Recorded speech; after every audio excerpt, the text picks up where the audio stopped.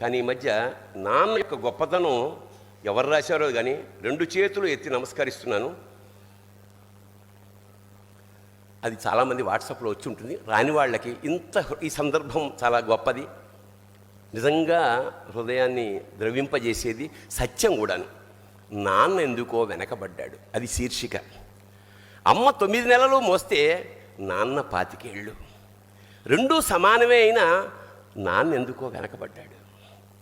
ఇంట్లో జీతం తీసుకోకుండా అమ్మ, తన జీతం అంతా ఇంటికే ఖర్చు పెడుతూ నాన్న, ఇద్దరి శ్రమ సమానమే అయినా అమ్మ కంటే నాన్న ఎందుకో వెనకబడ్డాడు. ఏది కావాలి అంటే అది వడ్డీ పెడుతూ అమ్మ, ఏది కావాలంటే అది కొని పెడుతూ నాన్న, ఇద్దరి ప్రేమ సమానమే అయినా అమ్మకొచ్చిన పేరు ముందు నాన్న ఎందుకో బాగా వెనకబడ్డాడు.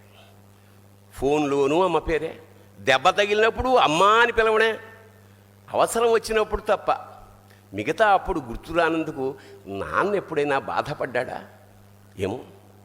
ఇద్దరూ సమానమే అయినా పిల్లల ప్రేమను పొందడంలో తరతరాలుగా నాన్న ఎందుకో వెనకబడ్డాడు. అమ్మకి మాకు బీరువా నిండా రంగురంగుల చీరలు బట్టలు, నాన్న బట్టలకు దండెం కూడా నిండదు. తనని తాను పట్టించుకోవడం రాని నాన్న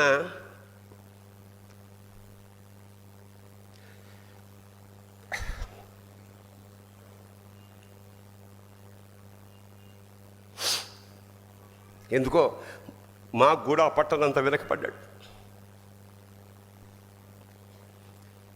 అమ్మకి అన్నో కొన్నో బంగారు నగలు, నాన్నకి బంగారం అంచున్న పట్టు పంచి ఒకటే.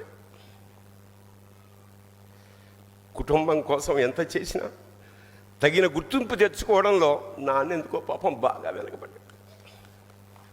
పిల్లల ఫీజులు ఖర్చులు ఉన్నాయి. ఎప్పుడప్పుడు ఈసారి పండక్కి చీర కొనొద్దంది అమ్మ. ఇష్టమైన కూర అని చెప్పి పిల్లలు మొత్తం తినేస్తే ఆ పూటకి పచ్చడి మెతుకులతోనే ఇష్టంగా తినే నాన్న, ఇద్దరి ప్రేమ ఒకటే అయినా మా అమ్మ కంటే నాన్న చాలా వెనకబడ్డాడు. వయసు మళ్ళాక అమ్మ అయితే ఇంట్లోకి పనికొస్తుంది, నాన్న ఎందుకు పనికిరాడని మేము తీర్మానం చేసుకున్నప్పుడు కూడా వెనకబడింది నాన్నే.